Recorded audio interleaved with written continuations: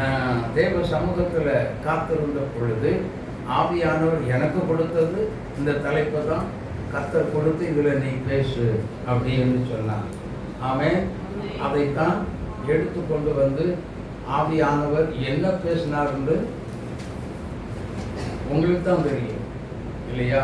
ஆனால் தெளிவுபட எல்லாருக்குமே அது ஒரு பிளஸிங்கான ஒரு செய்தியாக கர்த்தர் கொண்டு வந்தார். ஆமென். அல்லேலூயா. பேசுகிறது ஒரு மனுஷன் இல்லை, ஆவியானவர். தெளிவான ஒரு சத்தியத்தை எனக்கு இந்த சோதனை போராட்டம் அதெல்லாம் நம்ம ப்ராக்டிக்கலாக என்ன செய்யணும்? பிசாசை எதிர்த்து போராடி ஜெபத்திலே காத்திருந்து தேவ சமூகத்தில் காத்திருந்து அதை நம்ம வெற்றி பெறணும். அதுதான் எனக்கு தெரியும். ஆனால் அந்த சோதனையை சகித்தால் என்ன வரும், என்ன கிஃப்டை கர்த்தர் கொடுக்கிறார், என்ன ஒரு பரிசெல்லாம் ஆண்டவர் கொடுக்கிறார் என்பது அந்த நேரத்தில் தான் கர்த்தர் சில காரியங்களை விளக்கத்தோடு கர்த்தர் கொடுத்தார். அதனால தான் பவுல் சொல்லுகிறார், நல்ல போராட்டத்தை போராடினேன், ஓட்டத்தை முடித்தேன். இது என்ன கிரீடம்? நீதியின் கிரீடம். ஆனால் சோதனைகளை சகிப்பவர்களுக்கு பவுல் கொஞ்சம் சோதனையாப்பட்டார், கொஞ்சம் பாடுகளை அனுபவிச்சார் கர்த்தருக்காக. யோசித்து பார். ஆனால் அவருக்கென்று ஒரு நீதியின் கிரீடம் அவருக்கென்று வைக்கப்பட்டிருந்தது. ஆனால் சோதனைகளை சகித்து யாக்கோபு நிருபம் 1 அதிகாரம் 12வது வசனத்தை வாசித்து பார்க்கும் பொழுது அங்கே வேதம் சொல்லுகிறது, சோதனையை சகிக்கிற மனுஷன் பாக்கியவான், அவன் உத்தமன் என்று விளங்கின பின்பு கர்த்தர் தம்மிடத்தில் அன்பு கூறுகிறவர்களுக்கு வாக்குத்தத்தம் பண்ணின ஜீவ கிரீடத்தை பெறுவான். ஆமென். இதுதாங்க காலையில சத்தியம். இதுதாங்க கிஃப்ட் யோசேப்புக்கு கர்த்தர் கொடுத்தார். ஆமென். யோசேப்புக்கு கொடுத்தார். சோதனை வழியாக கடந்து சென்ற யோசேப்பை கர்த்தர் ஒரு கிஃப்டை கொடுத்தார். எகிப்து தேசத்தினுடைய பிரதம மந்திரியாக உயர்த்தினார். ஏன் நம்மளை உயர்த்த முடியாதா? யோசேப்பை உயர்த்தின தேவன் உண்மை நம்ம கிட்ட உண்மையா இருக்கணும். ஆண்டவருக்கு முன்பதாக நல்ல ஒரு உத்தமமான ஒரு விசுவாசியா காணப்படணும். ஆமென். எல்லா காரியத்திலும் நீதியும் நேர்மையாய் நாம் நடந்தால் நிச்சயமாகவே தேவன் இந்த தேசத்துல நம்மையும் உயர்த்த உண்மை உள்ள தேவனாய் இருக்கிறார். அல்லேலூயா, அல்லேலூயா. கட்டாயம் உயர்த்துவாருங்க. நம்மளை ஒரு நாள் அவர் கைவிடுகிற நம்முடைய ஆண்டவர் நம்மளை ஒருபோதும் கைவிடவே மாட்டார். அல்லேலூயா. சரி. ஆனால் மத்தேயு 26:41 அவர் சொல்லுகிறார், என்ன சொன்னார்? நீங்கள் சோதனைக்கு உட்படாமல் விழித்திருந்து என்ன செய்யுங்க. அப்ப ஜெபம் பண்ணாட்டி உனக்கு என்ன வந்துடும்? சோதனை வீட்டுக்குள்ள சோதனை வந்துடும், பிரச்சனை வந்துடும், பாடு வந்துடும், நெருக்கம் வந்துடும், என்னென்ன வேதனையெல்லாம் வருமோ அத்தனையும் வந்துடும். நிந்த வரும், அவமானம் வரும். ஆனப்படியினால் அதனால்தான் அழகா சொன்னார், சோதனைகளை சகிக்கிற மனுஷன். என்னென்றால் இயேசுவும் அதே சோதனை வழியாகத்தான் கடந்து போனார் என்று வேதத்திலே வாசிக்கிறோம். ஆமென். சோதிக்கப்பட்டவர் சோதிக்கப்படுவோருக்கு உதவி செய்ய உண்மை உள்ள தேவனாய் ஆனபடியினால் சோதனையை கண்டு நாம் பயப்பட வேண்டிய அவசியமே இல்லை, நாம் கலங்க வேண்டிய அவசியமே இல்லவே இல்லை. காரணம் என்ன தெரியுமா? அந்த சோதனை என்றால் என்ன, வேதனை என்றால் என்ன, துயரம் என்றால் என்ன, துன்பம் என்றால் என்ன என்று பார்க்கும் பொழுது இயேசுதான் நமக்கு அதை சகிப்பதற்கு ரோல் மாடல். இயேசு ஒருவர் தான். அல்லேலூயா, அல்லேலூயா. அதே நேரத்தில் அந்த சோதனையின் நேரத்தில் இயேசு கிறிஸ்து இயேசு கிறிஸ்துவும் ஒரு கிரிட்டிக்கலான ஒரு ஸ்டேஜில் இயேசு கிறிஸ்துவும் அவருடைய சீடர்களும் இணைந்து ஒரு முக்கியமான ஒரு காரியத்தை செய்தார்கள். என்ன செய்தார்கள் என்று பார்க்கும் பொழுது அதே மத்தேயு 26ஆம் அதிகாரம் 30வது வசனத்தை வாசித்து பார்க்கும் பொழுது அங்கே ஒரு காரியத்தை, முக்கியமான ஒரு காரியத்தை செய்தார்கள். அவர்கள் ஸ்தோத்திர பாட்டை பாடின பின்பு ஒலிவ மலைக்கு புறப்பட்டு போனார்கள். நல்லா புரிஞ்சுக்கோங்க, பாடுகளை படாத பாடு நம்மளெல்லாம் இன்னைக்கு அடிச்சு நொறுக்கிடுவாங்க. இன்னைக்கு என்ன பாடுகளை நம்ம படப்போகிறோங்கிற நமக்கே தெரியாது. ஆனாலும் கஷ்டம் ரொம்ப கொடூரம் வரப்போகிறது என்று தெரிந்து ஆண்டவருக்கே தெரியும். அதனால்தான் கெத்செமனே தோட்டத்தில் இயேசு கிறிஸ்து ஒரு வார்த்தை சொல்லி ஜெபிக்கிறார். என்ன சொல்லி ஜெபிக்கிறார்? ஆண்டவரே, இந்த பாத்திரம் என்னை விட்டு நீங்க கூடுமானால் நீங்கும்படி உதவி. அவ்வளவு கொடூரமான ஒரு கிரிட்டிக்கலான ஒரு ஸ்டேஜில் தான் இயேசு கிறிஸ்துவே இருந்திருக்கிறார். ஆமே, அவ்வளவு தாங்க முடியாத ஒரு காரியம்தான். அவர் கடைசியில் ஒரு வார்த்தை சொல்லுகிறார், பச்சை மரத்துக்கே இந்த பாடம், வட்ட மரத்துக்கு எந்த பாடம்? யோசித்து பாருங்க. பச்சை மரம் இயேசு, பட்டு போன மரம் நாம். சோதனையை சகிக்க முடியாத அளவுக்கு சோதனை வந்தது. ஆனால் அதே நேரத்தில் அந்த சோதனையை கொண்டு வந்த பொல்லாத சத்துருவை நம்முடைய தேவனாகிய கர்த்தரோடு காலால் நசுக்கி மரணத்தின் மூலமாக அவனுடைய தலையை நசுக்கி சிரத்தை உடைத்து தேவன் சிலுவையிலே ஆணியடித்து வெற்றி சிறந்தார் என்று நாம் பார்க்கிறோம். அல்லேலூயா. அப்போ வெற்றி யாருக்கு? வெற்றி யாருக்கு? இயேசு கிறிஸ்துவை சார்ந்த பிள்ளைகளுக்கு மட்டும்தான். இயேசு கிறிஸ்து உள் இருக்கிற ஜனங்களுக்கு மாத்திரம்தான் இப்படிப்பட்ட வெற்றி வரும். கர்த்தரை சார்ந்து கொள்ள வேண்டும். அதிகாலை எழுந்திருந்து கர்த்தரை என்ன செய்யணும்? தேட வேண்டும். அல்லேலூயா. ஒரு துன்பம் வருதுன்னா, ஒரு உபத்திரவம் வருது, நெருக்கம் வருது அப்படின்னா நாம என்ன செய்கிறோம்? இங்க கவனிங்க, நம்ம என்ன செய்கிறோம்? பயந்து ஒரு பக்கம் பயம் இருந்தாலும் சரி, அது ஒரு பக்கம் இருந்தாலும் சரி, நாம கடைசியில் வேத வாசிப்பு போச்சு, ஜெபம் போச்சு. பிள்ளைகளை ஸ்கூலுக்கு அனுப்பி விட்டுட்டு எப்படியாவது தோத்திரம் போட்டு அனுப்புவாங்க, அதுவும் போச்சு. ஒன்றும் இல்லை. கடைசியில் சொல்லுவாங்க, எல்லாம் நீ போ, ஸ்கூலுக்கு போ போ போ அப்படிம்பாங்க. நீயே இன்னைக்கு புறப்பட்டு போய்கொள் என்று சொல்லுவாங்க. பாருங்க, எல்லாமே வழிந்து போயிடுச்சு. நம்முடைய விசுவாசம் தகர்ந்து போயிடுச்சு. ஒரு மூலையில் உட்கார்ந்து என்ன செய்கிறோம்? கண்ணீர் விடுகிறோம். கண்ணீர் விட காரணம் என்ன தெரியுமா? இயேசுவின் மேலுள்ள ஒரு விசுவாசம் விசுவாசம் எடுத்து விட்டு ஒரே ஓட்டமாய் ஓடி போய்விட்டோம்.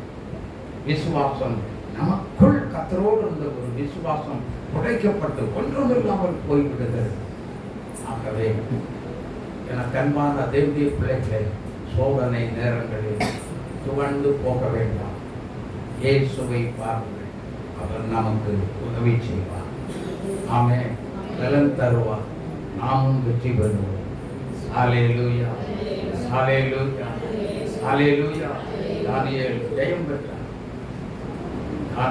தானியேல் 6 கடைசி வசனத்தை நீங்க படிச்சு பார்த்தீங்கன்னா தெரியும். தரியனுடைய ராஜ்யம் காலத்துல எல்லாம் கோரேசின் தானியேலின் காரியம் ஜெயமா தான் இருந்துச்சு. நீ எந்த அரசன் வந்தா, எந்த அரசாங்கம் வந்தாலும் சரி, நல்ல இப்ப சொல்றேன், ஜெபிக்கிற தேவ பிள்ளைகள், நீங்க உண்மையா தேவ சமூகத்துல காத்திருப்பீங்கன்னு சொல்லிச்சுன்னா உங்க காரியம் ஜெயமா தான் இருக்கும். நீங்க தோற்று போகவே மாட்டீங்க. எந்த அரசாங்கம் வரட்டும், யார் வந்தாலும் சரி ஆளுகைக்கு. ஆனால் ஜெபிக்கிற உண்மையாய் கர்த்தருடைய பாதத்துல ஒவ்வொரு நாளும் காத்திருக்கிற தேவ பிள்ளையாய் இருந்தால், கர்த்தரோடு இருந்தால், அவர் உங்களை வெற்றி சிறக்க பண்ணுகிற தேவன். ஆமென். நமக்கு தோல்வி இல்லை. சோதனை எல்லாம் பெருசு இல்லைங்க. ஜெபிக்கிறவங்களுக்கு சோதனை பெருசே கிடையாது. அதை ஏற்றுக்கொண்டவங்க எத்தனை பேர் இருக்கீங்க? ஜெபிக்கிறவங்களுக்கு முன்னாடி இதெல்லாம் சாதாரண ஒரு காரியம், அற்ப காரியம். ஆனால் ஜெபம் இல்லாத பிள்ளைகளுக்கு தான் இது ரொம்ப பெரிய பாறாங்கல் மாதிரி. இதை நான் எப்படி தூக்குவேன், இதை எப்படி நான் மேற்கொள்வேன் அப்படின்னு புலம்புவாங்க.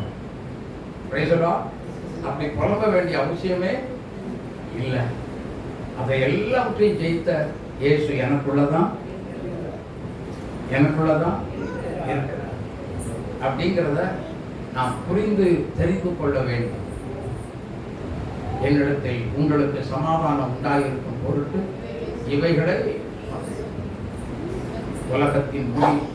உலகத்தில் உங்களுக்கு உபத்திரவம் உண்டு, ஆனாலும் நான் உலகத்தை ஜெயித்தேன் என்று இயேசு நமக்கு சொல்லி போயிருக்கிறார். ஆகவே உலகத்தை ஜெயித்தவர், உலகத்தின் அதிபதியை முறியடித்தவர், அதன் மீது வெற்றி சிறந்தவர் நமக்குள்ளதான் இருக்கிறார். நமக்கு அவன் கொண்டு வருகிற சோதனையை காட்டிலும் நமக்குள்ள இருக்கிற இயேசு பெரியவர். சொல்லுங்க, இதயத்துல கை வச்சு, சாத்தான் கொண்டு வருகிற, சாசு கொண்டு வருகிற, எதிராளி கொண்டு வருகிற அத்தனை போராட்டத்தை காட்டிலும், அத்தனை நெருக்கத்தை காட்டிலும், அத்தனை நிந்தையை காட்டிலும் எனக்குள்ள இருக்க இயேசு பெரியவர். எனக்குள்ள இருக்க இயேசு பெரியவர். என்னை ஒன்றுமே செய்யவே முடியவே முடியாது. ஹல்லேலூயா, ஹல்லேலூயா, ஹல்லேலூயா. சோதனைகளை சகிக்க நாம் கற்றுக்கொள்வோம், சந்தோஷமாக ஏற்றுக்கொள்வோம். கர்த்தர் நம்மை உயர்த்தி வைப்பாராக. ஆமென். கண்களை மூடி நாம் ஜெபிப்போம். ஹல்லேலூயா. ஸ்தோத்திரம் கர்த்தாவே, உம்மை துதிக்கிறோம். மறுபடியும் உம்முடைய சமூகத்தில் வந்திருக்கிறோம். என் ஆண்டவரே, உறுதி செய்தி இறங்கி வா அப்பா. இந்த நேரத்தில் சோர்ந்து போகாமல் எப்பொழுது விழித்திருந்து ஜெபியுங்கள் என்று சொல்லி இருக்கிறேன். நாங்கள் அவ்வாறே ஜெபித்து வெற்றியை பெற்றுக்கொள்வோம். தேவனே, எங்களுக்கு நல்ல ஒரு உள்ளத்தை தந்து எங்களை வெற்றி சிறக்க பண்ணுவீர்களாம். உங்களோடு நெருங்கிய ஒரு உறவை வளர்த்து கொண்டுதான் உடைய பாதத்தில் காத்திருக்க உதவி நீங்கள் பேசுங்கப்பா. அடியார்களாக இருக்கிற நாங்கள் தேவ கருத்தில் அர்ப்பணித்து செபிக்கிறோம். மீட்பர் இயேசுவின் நாமத்தில் நீங்கள் பேசுங்க. உங்கள் மெல்லிய குரல் கேட்கும்படி வந்திருக்கிறோம். அடியார்களாக இருக்கிற நாங்கள் வந்திருக்கிறோம். பேசணும், கேட்கிறோம். தேவ சித்தம் நிறைவேறப்படும். இயேசுவின் நாமத்தில். ஆமென். நந்தியோடு நான் துதி பாடுவே எங்கள் இயேசுராஜனே. எனக்காய் செய்திட்ட நன்மைக்காய் எங்கும் நன்றி கூறுவேன். நன்றியோடு நான் துதி பாடுவேன் எங்கள் இயேசுராஜனே.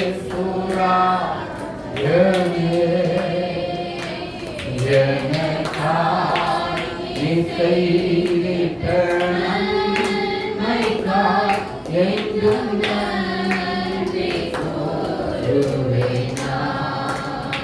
என் நன்மைகள் யாவையும் ஏதன் கழித்திடுந்தாகவே.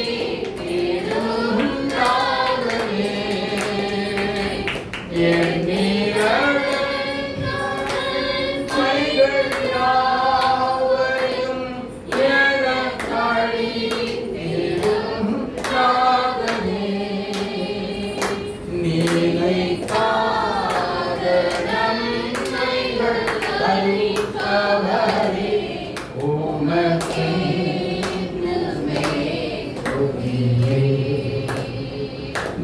நினைக்காத நன்மைகள் அளிப்பவரே உமக்கென்றுமே துதியே.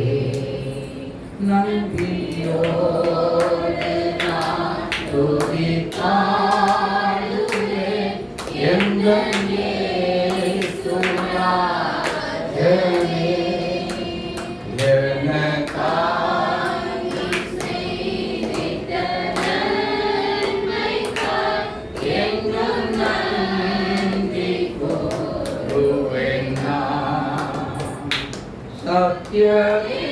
சத்யவேதத்தின் ஏகமைந்தரே விசுவாசிப்பேன்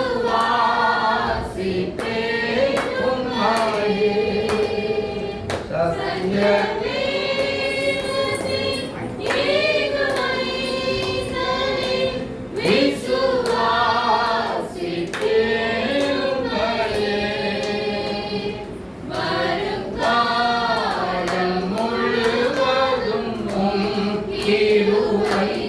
வரங்கள்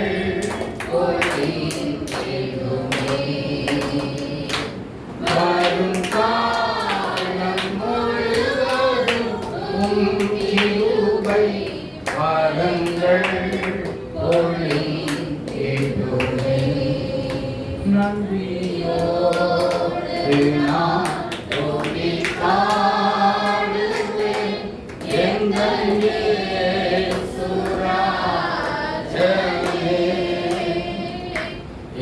எனக்காய் நீ செய்திட்ட நன்மைக்காய் எங்கும் நன்றி கூறுவேன் நான். அல்லேலூயா. எதற்கு இந்த நன்றி பாடல் பாடினோம் அப்படின்னா, கடந்த 5 மாதம் முழுவதும் இந்த நிமிஷம் வரைக்கும் பிறந்ததிலிருந்து இந்த நிமிஷம் வரைக்கும் நம்ம ஜீவனோடு வைத்திருக்கிறார், சுகமா வச்சிருக்கிறார். நாமே கர்த்தரை போற்றி பாடும்படி வைத்திருக்கிறார். ஆகவேதான் நாம் என்ன செய்கிறோம்? நன்றி பாடல் உள்ளத்தின் ஆழத்திலிருந்து நாம் பாடினோம். தேவனுக்கு மகிமை உண்டாவதாக. அல்லேலூயா. சரி, தேவனுடைய பிள்ளைகளே, சோதனைகள், வேதனை எல்லாம், பிரச்சனை, போராட்டம் எல்லாமே, நெருக்கம், எல்லா காரியங்களுக்குமே தீர்வு எங்க இருக்கு அப்படின்னா ஒரே ஒரு இடம் தான். கர்த்தருடைய பாதத்தில் மட்டும்தான் இருக்குது. வேற எங்கேயுமே என்ன செய்யாதீங்க, தேடுனா நீங்க ஆவிக்குரியவர்களே இல்லை. ஆமென். தேவனுடைய பாதத்தில் வந்து விழுந்து கிடந்தார். கர்த்தர் சொல்லுவார். என்ன சொல்லுவார் தெரியுமா? நம்ம மேல தப்பு இருந்தா, மகனே நீ இந்த தவறு இந்த இடத்துல செய்த, ஆகவே அதை நீ சரி சீர் செய், நான் உனக்கு இரக்கம் செய்து உன்னை கைதூக்கி எடுப்பேன் என்று சொல்லுவார். ஆமென். அதை விட்டுட்டு குறுக்கு வழியில எப்படி ஆயிரம் தப்பிச்சு போயிடலாம் அப்படின்னு நினைச்சீங்கன்னா கண்டிப்பாக கட்டாயமா நடக்காத ஒன்று. ஆமென். கர்த்தரை தேடும் பொழுது, பிரச்சனை வந்த பொழுது, தேவனை சார்ந்து கொள்ளும் பொழுது, வேதம் சொல்லுகிறது, கர்த்தருக்காக பொறுமையுடன் காத்திருந்தேன், அவர் என் பக்கமாய். அப்போ உங்களுக்கு நமக்குன்னு பிரச்சனை, போராட்டம், நெருக்கம், நிந்த என்னென்ன வரும் பொழுது நம்ம ஆண்டவரை சார்ந்து கொள்வோமே ஆனால், அல்லது கர்த்தருடைய பாதத்துக்குள்ளே வருவோமே, தேவ சமூகத்தில் வந்து காத்து இருப்போமே ஆனால், தேவனை தேடுவோமே ஆனால், கர்த்தரை நோக்கி நாம் விண்ணப்பம் செய்வோமே ஆனால், அப்படிப்பட்ட தேவ பிள்ளைகளை கர்த்தர் ஒருபோது கைவிட்டதும் இல்லை, அந்த பிள்ளைகள் வெட்கப்பட்டு போனதும் இல்லை. ஆகவே ஆவியானவர் சொல்லுகிறார், சோதனை எல்லா ஜனங்களுக்கும் என்ன செய்யும்? உலகத்தில் உங்களுக்கு உபத்திரவம் உண்டு. ஆனால் ஒரு துன்பம் யாருக்கு எப்படி வருகிறது தெரியுமா? 2 தீமோத்தேயு 3ஆம் அதிகாரம் 12வது வசனத்தை வாசித்து பாருங்கள். அன்றியும் கிறிஸ்து இயேசுவுக்குள் தேவ பக்தியாய் நடக்க மனதாய் இருக்கிற யாவரும் துன்பப்படுவார்கள். துன்பம் எங்கிருந்து வருது பார்த்தீங்களா? எங்கிருந்து வருது? வேற எங்கேயும் தேட வேண்டாம். நாம கிறிஸ்துவுக்குள் ஆண்டவரோடு நல்ல ஒரு உறவா இருக்கணும் அப்படின்னு சொல்லி தேவ சமூகத்துக்கு வந்தாலே அதற்கு 1008 தடை வந்துடும். அதுதான் தேவ பக்தியாய் நடக்க மனதா இருக்கிற யாவரும் என்ன ஆவாங்களா? துன்பப்படுவார்கள். துன்பம் என்பது எல்லா நபருக்கும் வரக்கூடிய ஒன்று. எல்லாருக்கும் தேவை. துன்பம் எனக்கு வேண்டாம், உபத்திரவம் எனக்கு வேண்டாம், சோதனை எனக்கு வேண்டாம்னு சொன்னீங்கன்னா கண்டிப்பாக கட்டாயமா சொல்றேன், நீங்க உண்மையான கிறிஸ்தவங்களா இருக்கவே மாட்டீங்க. இருக்கவே முடியாது. அதே நேரத்தில் நன்றாக கவனிங்க. 2 பேதுரு 2ஆம் அதிகாரம் 9வது வசனத்தை வாசியுங்கள். வாசிக்க கேட்கும். 2 பேதுரு 2:9. நீங்களோ உங்களை அந்தகாரத்தினின்று தம்முடைய ஆச்சரியமான ஒளியினிடத்திற்கு வரவழைத்தவருடைய புண்ணியங்களை அறிவிக்கும்படிக்கு தெரிந்து கொள்ளப்பட்ட சந்ததியாயும் ராஜரீக ஆசாரிய கூட்டமாயும் பரிசுத்த ஜாதியாயும் அவருக்கு சொந்தமான ஜனமாயும் அது அல்ல. கர்த்தர் தேவ பக்தி உள்ளவர்களை எதிலிருந்து ரட்சிக்கிறாரா? நல்லா புரிந்து கொள்ளுங்க. சோதனை நின்று ரட்சிப்பதற்கு. ரட்சிப்புனா என்ன தெரியுமா? விடுதலை. ஆமென். விடுதலை செய்வதற்கு தேவன் அக்கறை உள்ளவராயிருக்கிறார். நானும் நீங்களும் தேவனுடைய சமூகத்தில் வந்து கர்த்தருடைய பாதத்தில் வந்து ஒரு போராட்டம் வரும் பொழுது, ஒரு நெருக்கம் வரும் பொழுது, ஒரு நிந்தை வரும் பொழுது, ஒரு சோதனை வரும் பொழுது நாம் எங்கே போய் விழுகிறோம்? கர்த்தருடைய பாதத்தில் போய் விழுகிறோம் என்று சொன்னார். அப்படி விழுந்து கிடக்கிற அந்த தேவனுடைய பிள்ளையை பார்த்து கர்த்தர் கண்ணோக்கி பார்த்து என்ன செய்கிறார்? அந்த சோதனையிலிருந்து விடுதலை செய்ய அவர் அக்கறை உள்ள தேவனாக இருக்கிறார். உங்க மேல கரிசனை உள்ள தேவன். தெரியுமா? அந்த வசனத்தை முழுமையா படிங்கமா.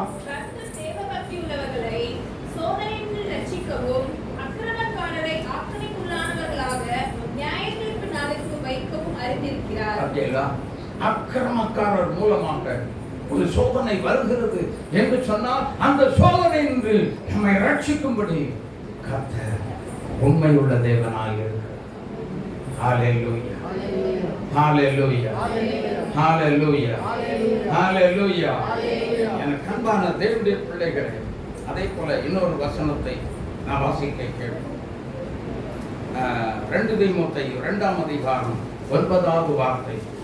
2 தீமோத்தேயு 2:9. கொஞ்சம் ஸ்பீடு இல்லாம கொஞ்சம் நிதானமா.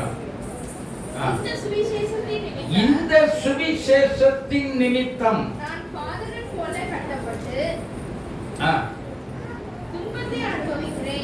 பாதகன் போல கட்டப்பட்டு துன்பத்தை என்ன செய்கிறேன்? அனுபவிக்கிறேன். தேவ வசனமோ கட்டப்பட்டிருக்கவில்லை. கரந்தட்டி இயேசு பாவம் மகிமைப்படுத்துங்க. நம்மள விலங்கு போட்டு என்ன பண்ணலாம்? ஹலோ, இங்க கவனிங்க. நம்மள விலங்கு போட்டுடலாம், கட்டி போடலாம், கயிறை வச்சு இறுக்கி என்ன செய்யலாம்? சிம்சோனை கட்ட மாதிரி கட்டி அப்படியே இழுத்துக்கிட்டு போலாம். ஆனா நமக்குள்ள இருக்கிற நம்ம அப்படியே தெருவில் எடுத்துட்டு போறாங்கன்னு வைங்க, கைது பண்ணி எடுத்துட்டு போறாங்கன்னு வைங்க, அந்த ஊருக்குள்ள சுவிசேஷமா சொல்ல முடியாது. நாம கட்டி அப்படி இழுத்துட்டு போகும்போது, வருத்தப்பட்டு பாரம் சுமக்கிறவர்களே நீங்கள் எல்லாரும் என்னிடத்தில் வாருங்கள், நான் உங்களுக்கு இளைப்பாறுதல் தருவேன் என்று கர்த்தர் உங்களை அழைக்கிறார் அப்படின்னு சத்தமா சொல்றேன்னு வச்சுக்கோங்க. இது எவனா வந்து தடுக்க முடியுமா? சொல்லுங்களேன், யாராவது என்ன தடுக்க முடியுமா? சரி, இவன் கடைசி ஆசை இழுத்துட்டு போறான், இவன் கதை இன்னையோட முடிய போகுது, அவன் என்னத்தையோ கத்திட்டு போறான், அதுல ஒருத்தர் ரட்சிக்கப்படுவான். ஆமென், ஆமென். வேத வசனம் கட்டி வைக்கப்பட முடியவும் செய்யாது, வரவும் இல்லை, யாராலும் தடுக்கவும் முடியவே முடியாது. ஹல்லேலூயா, ஹல்லேலூயா. அப்போ வேதம் என்று சொன்னால் அந்த வேத வசனம் யாருன்னா, நாம் நமக்குள் சத்தியமாய் இருக்கக்கூடிய, சத்திய வசனமாய் இருக்கக்கூடிய அந்த ஏகவரன் இயேசு கிறிஸ்து மாத்திரமே. அவர் தான் சொன்னார், நானே வழியும் சத்தியமும். இந்த சத்தியம் இங்க இருந்தா போதுங்க, சோதனை ஒரு தூசி மாதிரி. Praise the Lord, praise the Lord. சாதாரண ஒரு தூசியை போல ஒரே ஓட்டமா என்ன செய்யும், காணாமலே போயிடும். ஆகவே சோதனையை கண்டு என்ன செய்யாதீங்க, என்ன செய்யாதீங்க, பயப்படவே பயப்படாதீங்க. சோதனை கொஞ்ச நாள், சற்று நேரம் மாத்திரம், கொஞ்ச நேரம், சற்று நேரம். அதன் பிற்பாடு காலையில் வசனம் சொல்லுங்க, காலையில் அழுகை என்றார், மாலையில் நம்ம வீட்டுக்குள்ள கழிப்பு. ஆமென். கழிப்பு என்று சொன்னார் சந்தோஷம் உண்டாயிருப்பார். எனக்கு அன்பான தேவ பிள்ளை ஆனபடியினால் ஒருவேளை சோதனை வந்து நம்மை நெருக்கி கஷ்டப்படுத்தி நொறுக்கலாம், சொல்லுது நொறுக்குதலின் மேல் நொறுக்குதல் எல்லாமே வந்திருக்கலாம். ஆனால் எந்த நொறுக்குதல் வந்தாலும் இயேசு கூடவே இருக்கிறார். ஆமென். நொறுக்குதலை காட்டிலும் நமக்குள்ள இருக்க இயேசு பெரியவர். ஹல்லேலூயா. யோபனுடைய நிலைமை என்ன நினைச்சு பாருங்க. ஒரே நாளில் எல்லாவற்றையும் இழந்த யோபு ஒரு மிகப்பெரிய ஒரு சீமானா இருந்த யோபு எல்லாவற்றையும் இழந்து விட்டார். ஒரே நாளில் கொஞ்ச நேரத்தோட எல்லாவற்றையும் இழந்தவர். அவருக்கு உதவி செய்ய ஒருவர் கூட அவர் அருகில் இல்லை. கொஞ்சம் யோசித்து பாருங்க. வேதம் சொல்லுகிறது,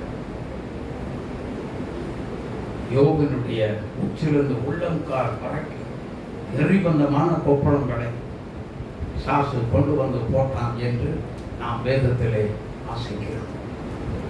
அவன் சுரண்ட முடியாமல் ஒரு ஓட்டை எடுத்து என்ன பண்றான், சுரண்டி கொண்டிருந்தான். இதே நிலைமை நமக்கு வந்திருந்தா யோபனுக்கு எடுத்து தூரப்பட்டு நம்மளை கொண்டு வைக்கணும். நம்ம நிலைமை எப்படி இருக்கும்? நம்ம நிலைமையை சொல்லுங்க, சொல்லுங்க, இப்ப பேசுங்க, இப்ப பேசுங்க. இயேசு நாதரும் வேண்டாம், இயேசு ராஜா தேவாலயமும் வேண்டாம், திரும்பி ஒரே ஓட்டம் தான். எதுக்கு ஐயா உள்ள வந்துகிட்டு, வேண்டவே வேண்டாம்.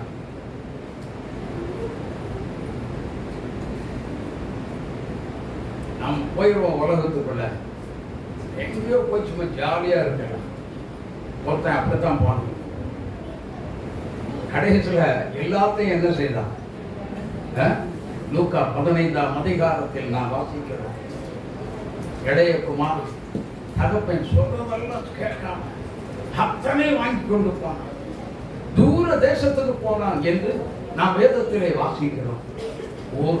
அவன் எத்தனை கோடி கொண்டு போனான்னு தெரியாது, அத்தனை ஒரே நாள் கொஞ்ச நாள்ல இழந்து விட்டான். ஆனா முடிவு, அவனுடைய முடிவு என்ன? சாப்பாடு கூட சாப்பிட்றதுக்கு கிடைக்காம சரி அதுதான் போனால் போயிட்டு போகும்.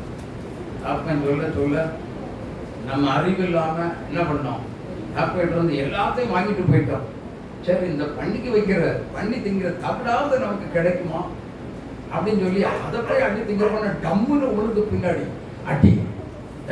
என் பன்னிக்கு வச்சிருக்கிற தவிட்ட நீ போய் திங்க போறியாடா, யோசித்து பாரு. அது கூட கிடைக்கலங்க, அது கூட கிடைக்கல. அவனுடைய நிலைமைகளை, அந்த இளைய குமாரனுடைய நிலைமையை நினைச்சு பாருங்க, கொஞ்சம் நினைச்சு பாருங்க. அந்த இடத்துல இளைய குமாரனை தூக்கி தூர போட்டு நம்ம அதுல வச்சு பாருங்க, கொஞ்சம் சிந்திச்சு பாருங்க, கொஞ்சம் யோசித்து பாருங்க. நமக்கு இதுவும் வேணும் சொல்லுங்க, நம்ம சொல்லுவோமா? நமக்கு இதுவும் வேணும், இதுக்கு மேலையும் வேணும். எதுக்கு? தகப்பன் சொல்ல சொல்ல அறிவில்லாம போனோம்ல. இப்ப நம்ம கையில ஒண்ணுமே இல்லையே, நான் எங்கிட்ட வாங்கி புடுங்கி தின்னவன் எல்லாம் என்னை விட்டு விட்டு ஒரே ஓட்டமா ஓடியே போயிட்டாங்க. ஒருத்தன் கூட வந்து உதவி செய்ய எனக்கு யாருமே இல்லையே. அப்பதான் தகப்பனுடைய வீட்டை நினைச்சான். என்ன நினைச்சா? என் தகப்பன் வீட்டுல எத்தனையோ வேலைக்காரங்க என்ன பண்றாங்க, சம்பூர்ணமா சாப்பிட்டு திருப்தியா ஜாலியா இருக்காங்க, சந்தோஷமா இருக்காங்க. நானும் என்ன செய்கிறேன், பசியா பசியினால் எனக்கு பசி தாங்க முடியவில்லை. நல்லா சொல்றேன், இப்ப நல்லா கவனிச்சு கேட்டுக்கிடுங்க. உங்க தகப்பன், நம்முடைய தகப்பனாகிய பரம தகப்பன் இயேசுவை விட்டு விட்டு நீ பின்னாடி போனீன்னா உன் நிலைமை இதே பரிதாபமாக இருக்கு. அல்லேலூயா. அப்புறம் பேசுங்க. அல்லேலூயா. முடிவு பரிதாபமாக இருக்கும் என்பதை யாரும் மறந்து விடவே கூடாது. ஆகவே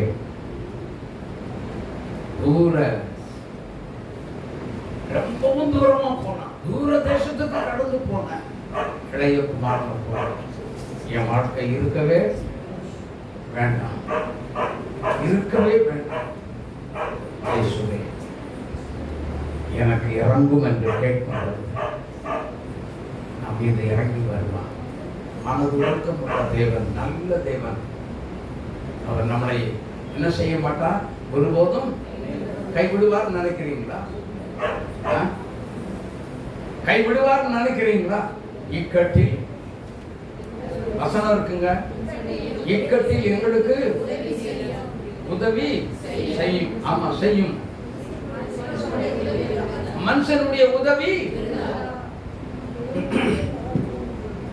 அந்த நேரத்துல மனுஷனை தேடி போகிறது தற்கொலைக்கு சமம். இதை புரிந்து கொள்ளுங்க. கேவலமா பேசுவோம், நிந்தை. ஓ இவனா, ஐயோ பாவம், நம்ம கண்ணு முன்னாடி ஐயோ பாவம் சொல்லுவாங்க. ஆனா நம்மளை முன்னாடி விட்டுட்டு பின்னாடி என்ன செய்வாங்க, இவனுக்கு இதுவும் வேணும் இதுக்கு மேலையும் வேணும் சொல்லி தூசிப்பார்கள். கர்த்தருடைய நாமம் எவ்வளவு தூசிக்கப்படும் என்பதை மறந்து போகாதிருங்கள். ஆகவே சோதனை வந்தார், ஆண்டு வந்தார், உபத்திரம் வந்தார், சந்தோஷமா என்ன பண்ணுங்க, ஃபேஸ் பண்ண கற்றுக்கொள்ளணும். அந்த அளவுக்கு கிறிஸ்துவுக்குள் நம்முடைய இருதயம் பக்குவப்பட்டுருச்சு அப்படின்னு சொல்லி சொன்னா, சோதனையா இந்த பிரச்சனையா, சரி சரி பார்த்துக்கலாம். எங்க அப்பா எனக்கு, எங்க அப்பா கூட இருக்கிறாங்க, ஒண்ணுமே சொல்லுங்க செய்யவே முடியாது. என்னை மேற்கொள்ள இந்த பிரச்சனைக்கு அதிகாரம் இல்லை, இந்த போராட்டத்துக்கு அதிகாரம் இல்லை. இவைகள் எல்லாவற்றையும் ஜெயித்த இயேசு எனக்குள்ளே இருக்கிறார். அல்லேலூயா.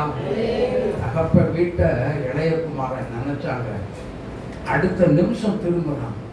ஆனா திரும்பினதுமே தகப்பன் வழி வழியே என் பையன் இப்படி வருவானா இப்படி வருவானான்னு சுத்தி சுத்தி அங்கங்கே பார்த்து என்னமோ தலை முடியெல்லாம் வெட்டாம தாடியெல்லாம் விட்டுட்டு அட்டர் பிளாக்கா ஒருத்தர் தூரத்துல நடந்து வர்ற மாதிரி இருக்க. யாரவன்? என் பையன் நடைய பார்த்தா என் பையன் மாதிரி இருக்க. தகப்பன் மகன் என்று சொல்லி உறுதி செய்து வீட்டை விட்டு வெளியில் வந்தான், ஓடி போனான். என் மகனை என்று கட்டிப்பிடித்து அணைத்துக் கொண்டான், முத்தமிட்டான். என்ன பாக்கியம்! ஹல்லேலூயா, ஹல்லேலூயா. அவனுக்கு அந்த இளைய குமாரனுடைய வாழ்க்கை தகப்பனை திரும்ப தேடி வந்தபடியினால் உன்னுடைய வாழ்க்கையை கர்த்தர் கட்டி எழுதினார். ஆமென், ஆமென். கிறிஸ்துவை விட்டு ஒரு நொடி கூட விசுவாசியை நீ பின்வாங்கி போனீங்க அப்படின்னா உங்களால தேவ சமூகத்தில் தவறி விழுகிறவர்கள் எழுந்திருக்க முடியாது என்பதற்கு ஆண்டவரோடு இருப்போம். கர்த்தரோடு உள்ள ஒரு உறவுல ரொம்ப அதிகமாக நம்ம நெருங்கிய ஒரு உறவை எப்பொழுதுமே வளர்த்து வச்சுக்கிடணும். ஜெபம், வேத வாசிப்பு, உபவாசம், இந்த மாதிரி காரியங்கள்ல தனி இதுலாம் ஸ்பெஷல் என்ன தெரியுங்களா?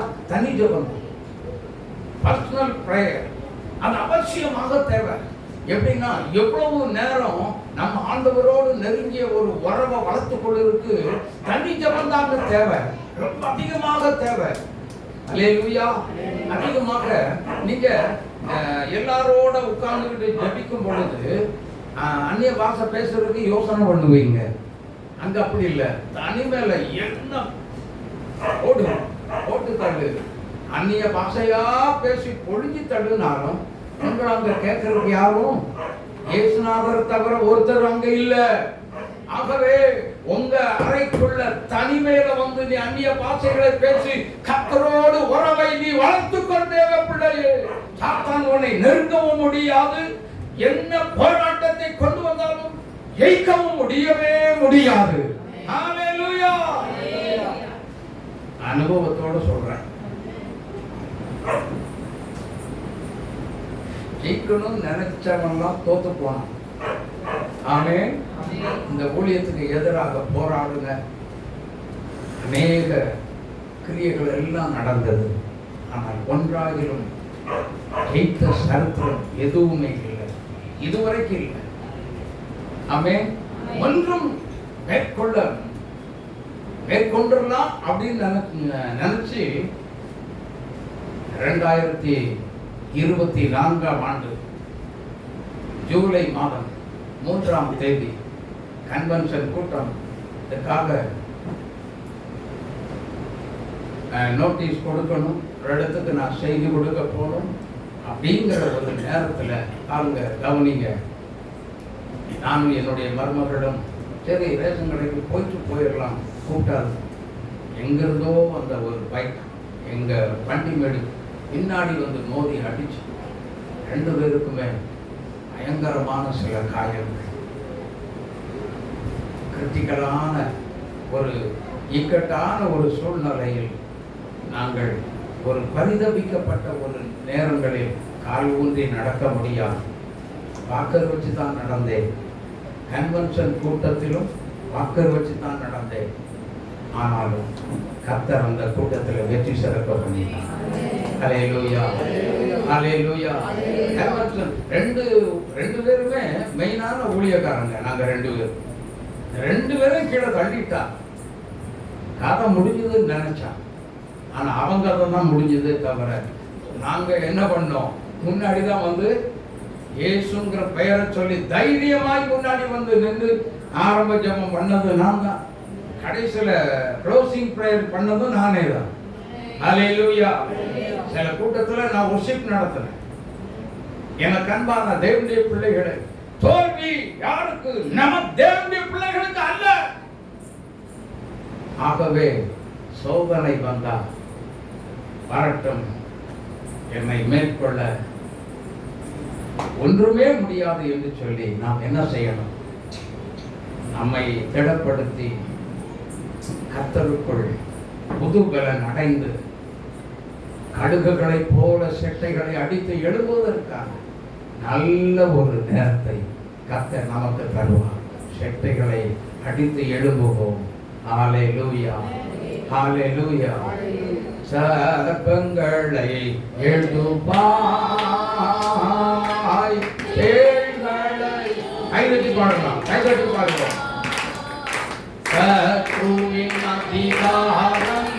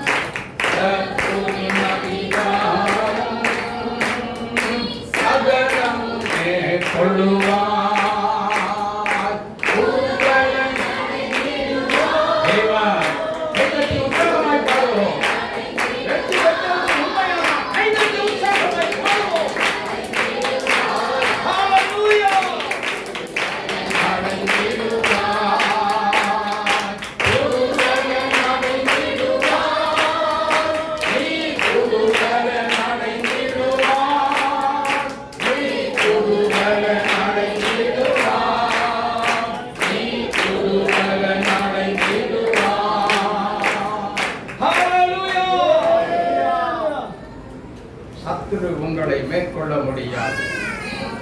சத்துருவை நாம் தான் மேற்கொள்ளுவோம். ஆகவே தோற்று போன கூட்டம் அங்க இருக்கு. இந்த வார்த்தையை கேட்டுக் கொண்டிருக்கிற என் அன்பு தேவ பிள்ளையே, நீங்கள் ஒருபோதும் தோற்று போவதில்லை, நீங்கள் வெட்கப்பட்டு போவது இல்லை. கர்த்தர் நம்மை வெற்றி சிறக்க பண்ண அவர் உண்மையுள்ள தேவனாய் இருக்கிறார், நம்மை அக்கறை உள்ள தேவனாய் இருக்கிறார். ஹல்லேலூயா. பிரியமான தேவனுடைய பிள்ளைகளே, அடுத்த சோதனை யாருக்கு வருகிறது என்று சொன்னாரோ நன்றாக கவனிங்க. 1 பேதுரு 4ஆம் அதிகாரம் 16ஆவது வசனம். 1 பேதுரு 4:16. 16. ஒருவன் கிறிஸ்தவனாய் இருப்பதினால் பாடுபட்டால்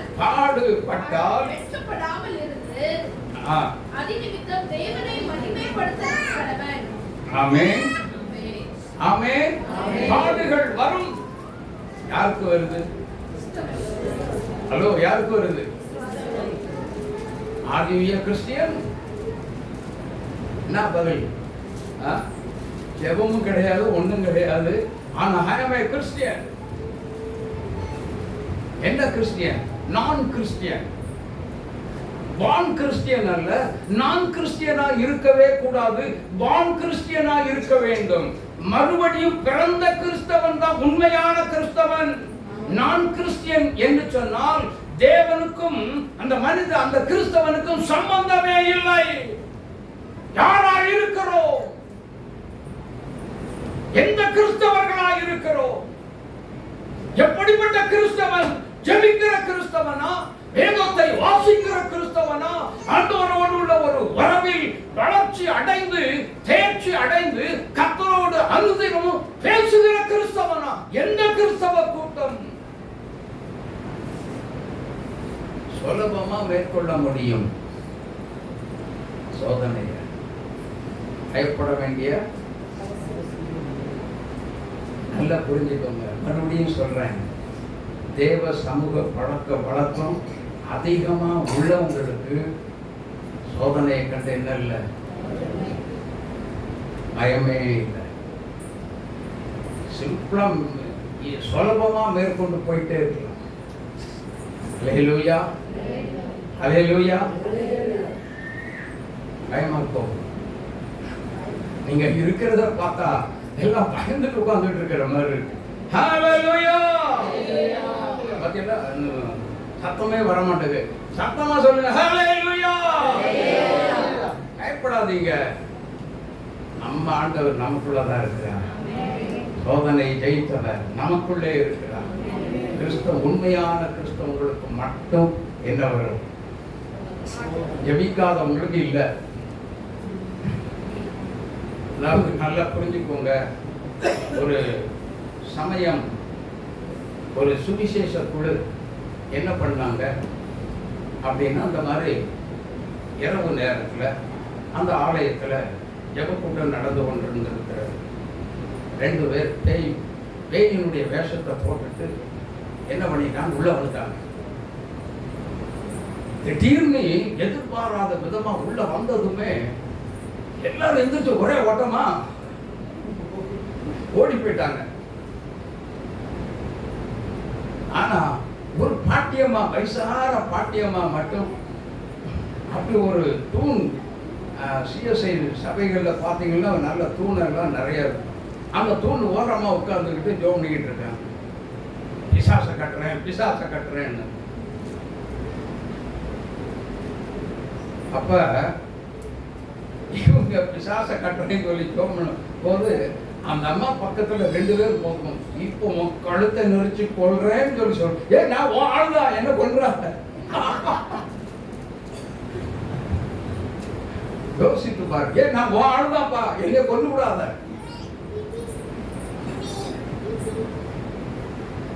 உடனே தேசத்தை கலைச்சி சொன்னாங்களா, ஒரு சபையில இப்படி எல்லாம் விட்டுட்டு ஓடக்கூடிய உண்மையான தேவ பக்தர்கள் யாரும் இல்லையே. வேதனைப்பட்டாங்க. யோசித்து பாருங்க, கொஞ்சம் சிந்தித்து பாருங்க. இதெல்லாம் நடந்த ஒரு சம்பவம், நடக்காததை நான் சொல்லலை. எனக்கு அன்பான தேவனுடைய பிள்ளைகளே, உபத்திரவம் எந்த ரூபத்திலும் வரும், எப்படி வேண்டுமானாலும் வரும். ஆனால் பல ஆண்டுகளுக்கு முன்பு மகாராஷ்டிரா மாநிலத்தில் பூகம்பம், பூமி அதிர்ச்சி எல்லாம் வந்தது. கட்டடங்கள் எல்லாமே உடைந்து நொறுங்கி கீழே விழுந்து விட்டது. ஆனால் 7வது மாடியில ஏறக்குறைய ஒரு 150 ஊழியர்கள் ஒரு ஹால்ல, பாஸ்டர்மார்கள் ஒரு ஹால்ல கூடி என்ன பண்ணாங்க, அங்க கான்ஃபரன்ஸ் மீட்டிங் நடத்திட்டு இருந்திருக்கிறாங்க. அந்த கூட்டம் நடக்க பூமி அதிர்ச்சி வந்திருக்கிறது. ஆனா இவங்களுக்கு ஏதோ ஒரு அசைவு மாதிரி இருந்துட்டு அங்க கான்ஃபரன்ஸ் கால் எல்லாம் நடந்து முடிகிற வரைக்கும் அந்த பாட்டுக்கு விட்டுட்டாங்க. ஆனா நடந்து முடிஞ்சு எல்லாரும் வெளியே போகணும்னு சொல்லி கேட்ட திறக்க முடியல.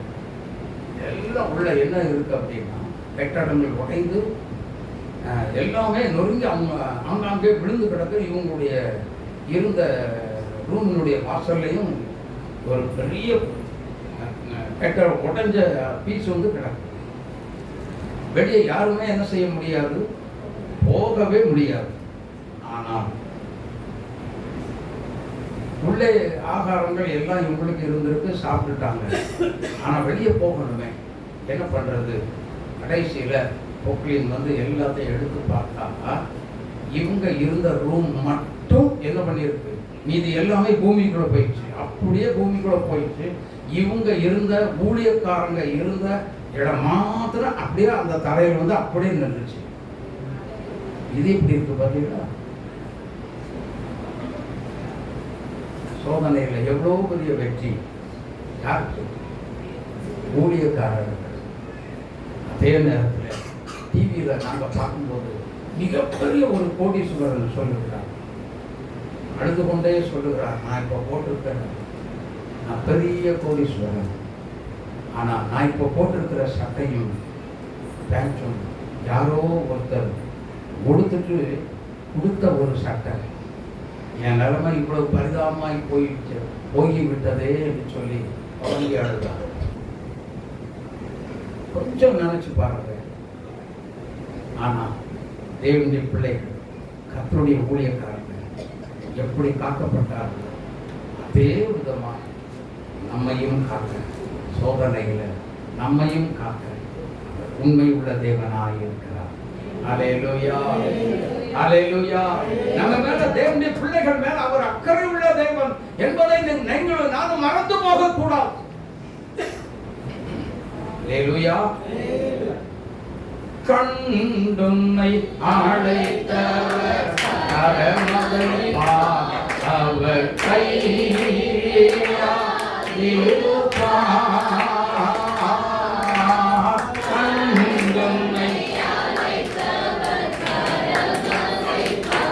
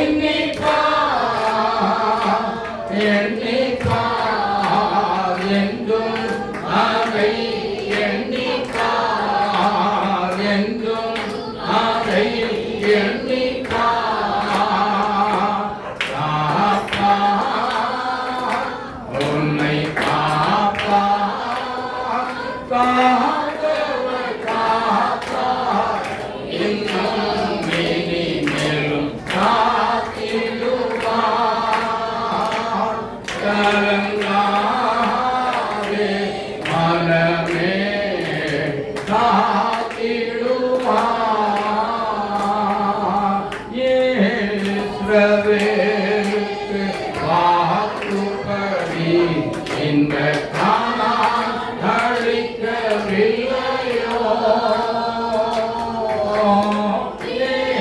இஸ்ரவேலுக்கு வாக்குப்படி இந்த காணான் அழிக்கவில்லையோ இப்போது இவர்களை நிர்மூலம் செய்வதென்றும் இன்னும் இறங்கவில்லையோ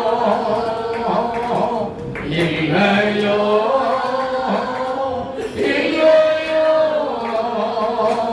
இல்லையோ மனஸ்தாபம் கொள்ளவில்லையோ மனஸ்தாபம் கொள்ளவில்லையோ காப்பா உன்னை காப்பா காப்பவர் காப்பா இன்னும் இனி மேலும் காத்திடுவார் கலங்காதே மனமே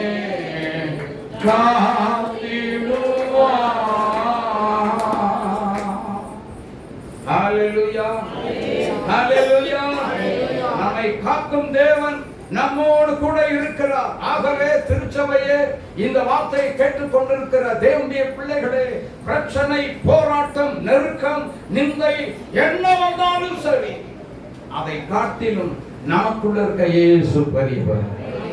ஹalleluya. ஆகவே நீ கலங்காதே, பயப்படாதே. அந்த போராட்டம் நம்மை மேற்கொள்ளுவது இல்லை. கர்த்தர் நம்மோடு கூட இருக்கிறார். நம்மோடு கூட தான் இருக்கிறார். நம்மை விட்டு தூரம் போகவே மாட்டார். இயேசு சொன்னார், நான் உன்னை விட்டு விலகுவதும் இல்லை, உன்னை கைவிடுவதும் இல்லை என்று இயேசு நமக்கு சொல்லி இருக்கிறார். ஆகவே கலங்காதிருங்கள், பயப்படாதிருங்கள். இயேசு சீக்கிரம் வரப்போகிறார். அதற்குரிய பாடுகள் பட்டு, உபத்திரவப்பட்டு, நெருக்கப்பட்டு, நிந்தையை கிறிஸ்துவுக்காக அனுபவித்தவர்கள் சும்மா பெருமையாய் அவர் விடவே மாட்டார். அவங்களுக்குன்னு ஒரு கிஃப்ட் இருக்கு, ஒரு பரிசு இருக்கிறது. ஆமென். ஒரு பரிசு இருக்கிறது. என்ன பரிசு இருக்கிறது? ஜீவ கிரீடம் காத்திருக்கிறது. சோதனை சகிக்கிற மனுஷன் பாக்கியவான், அவன் உத்தமன் என்று படிங்கள அந்த வசனம். யாக்கோபு 1:12. சோதனை சகிக்கிற மனுஷன் பாக்கியவான், அவன் உத்தமன் என்று விளங்கின பின்பு கர்த்தர் தம்மிடத்தில் அன்பு கூறுகிறவர்களுக்கு வாக்குத்தத்தம் பண்ணின ஜீவ கிரீடத்தை பெறுவான். அவர் பிராமிஸ் பண்ணி வச்சிருக்கிறார். நமக்கு ஒரு உறுதிமொழி கொடுத்திருக்கிறார்.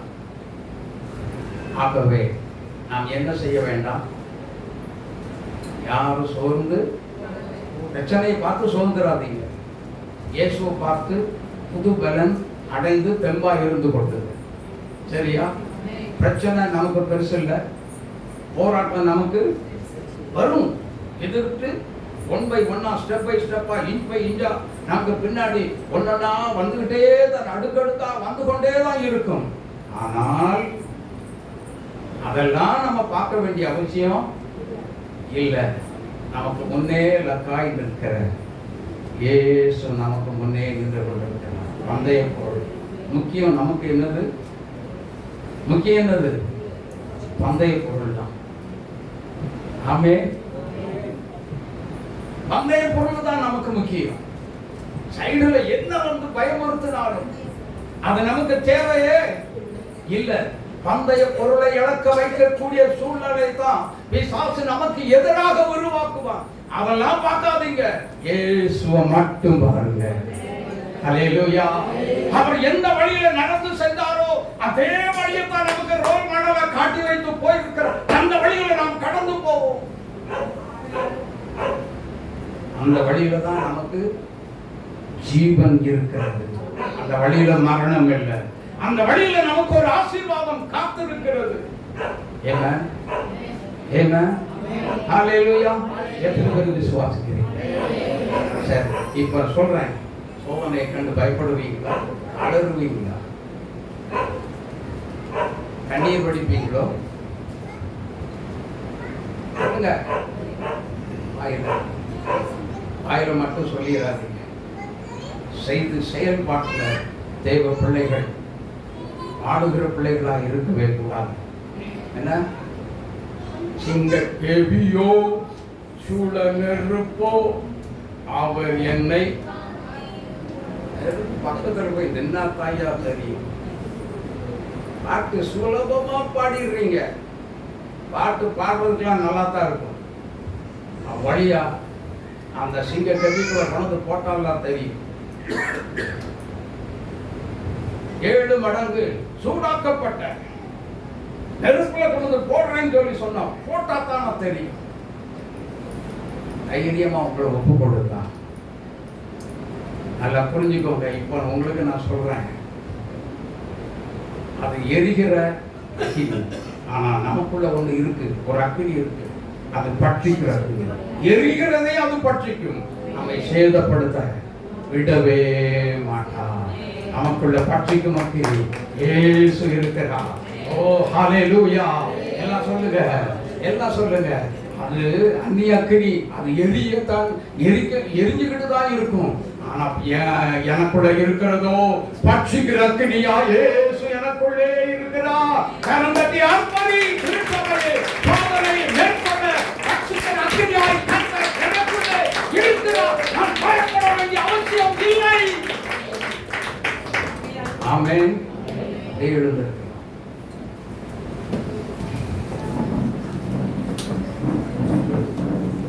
வானமண்டல பொல்லாத சேனைகள் எரிந்து சாம்பலாகிடும் நேரமே. வானமண்டல பொல்லாத சேனைகள் கைதட்டி பாடுவோம். சாம்பலாகிடும் நேரமே.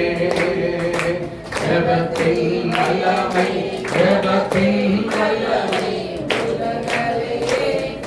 சாம்பலாகிடும். எல்லாம் கைதட்டி பாடுவோம். ஜெபத்தின் வல்லமை புதர்களை எரித்து சாம்பலாக்கிடும்.